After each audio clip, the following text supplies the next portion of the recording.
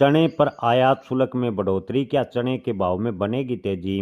किसान भाइयों, सरकार का दावा है कि सरकार चना के किसानों के हित को ध्यान में रखते हुए चने पर 10% आयात शुल्क लगाया, जिससे ऑस्ट्रेलिया से आयात होने वाले चने में 50% तक की गिरावट हाल फिलहाल में देखने को मिली है और आने वाले दिनों में ऑस्ट्रेलिया से चने का आयात और भी प्रभावित होगा।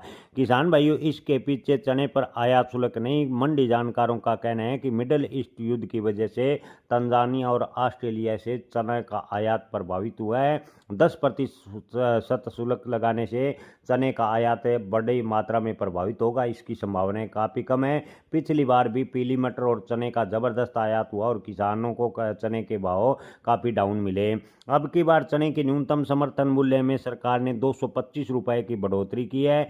आपको बता दें कि 225 रुपये बढ़ाकर सरकार ने चने का न्यूनतम समर्थन मूल्य 5875 रुपये प्रति कुंटल तय किया है। हालांकि चने की न्यूनतम समर्थन मूल्य पर अलग अलग राज्यों ने जो तारीख खरीदी की घोषणा है वो अलग अलग की है। न्यूनतम समर्थन मूल्य पर अगर चने की 5875 पर खरीदी होती है तो चने के भाव में जो हाल फिलहाल में गिरावट का दौर देखने को मिला है उस पर ब्रेक लग सकता है। किसान भाइयों, अब की बार चने का उत्पादन ज़्यादा होने का अनुमान है।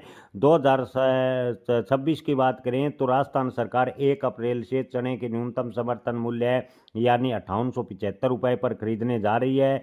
इसके अलावा किसान भाइयों, आपको बता दें कि उत्पादन ज़्यादा होने से अब की बार चने की ज़बरदस्त आवक मंडियों में देखने को मिलेगी। चने के न्यूनतम समर्थन मूल्य पर खरीदी से चने के भाव पर गिरावट में ब्रेक लग सकता है, लेकिन 2026 में चने के भाव में कोई बड़ी तेजी बनेगी इसकी संभावनाएं हाल फिलहाल में कम नजर आ रही है।